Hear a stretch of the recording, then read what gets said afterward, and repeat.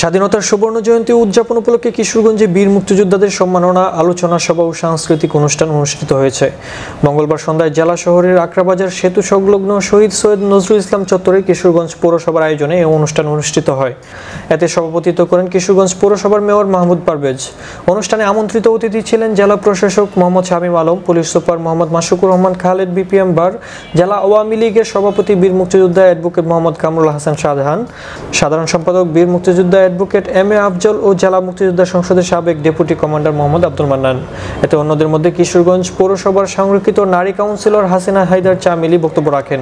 অনুষ্ঠানে জেলা মহিলা আওয়ামী লীগের সাধারণ সম্পাদক বিলকিস আক্তার, মেয়র পত্নী নাসরিন সুলতানা ঝুমা এবং পৌর কাউন্সিলর, সাংবাদিক, নারী নেত্রী ও বিশিষ্ট ব্যক্তিবর্গ উপস্থিত ছিলেন। কিডস এন্ড মাদার্স ফ্যাশনের আউটলেট এবার আপনার শহরে। কাজী সুপার মার্কেট, দ্বিতীয় তলা, ঈশা খা রোড, রথখোলা, কিশোরগঞ্জ। এতে বঙ্গবন্ধুর 7ই মার্চের ভাষণ উপস্থাপন করে ক্ষুদে শিক্ষার্থী সায়ন।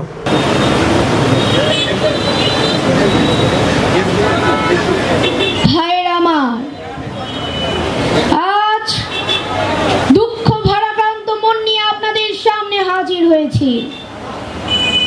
আপনারা সবই জানেন এবং বোঝেন। আমরা আমাদের জীবন দিয়ে চেষ্টা করেছি। আলোচনা পর্ব শেষে 8 জন বীর মুক্তিযোদ্ধা ও তাদের পরিবারের সদস্যদের হাতে অতিথিরা সম্মাননা তুলে দেন। সম্মাননাপ্রাপ্ত বীর মুক্তিযোদ্ধাগণ হলেন নুরুল ইসলাম খান পাঠান, মোহাম্মদ নুরুল ইসলাম, রুহুল আমিন বাবুল, আব্দুল সাত্তার, হাফিজউদ্দিন নুরুল ইসলাম, মনীন্দ্র চন্দ্র সরকার ও প্রদীপ চন্দ্র সরকার। পরে মনোজ্ঞ সাংস্কৃতিক পরিবেশনায় স্থানীয় অতিথি শিল্পীরা সঙ্গীত ও নৃত্য পরিবেশন করেন।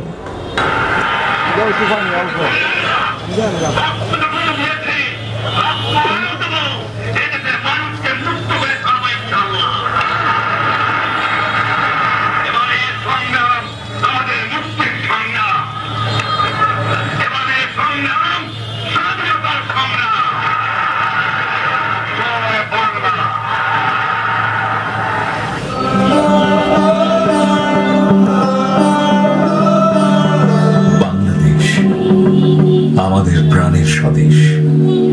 আজ বাংলাদেশ যে মাথা উঁচু করে দাঁড়িয়েছে, তার পেছনে রয়েছে দীর্ঘ বঞ্চনা, সংগ্রাম আর ত্যাগের ইতিহাস। প্রধানমন্ত্রী শেখ হাসিনার নেতৃত্বে বাংলাদেশে আজ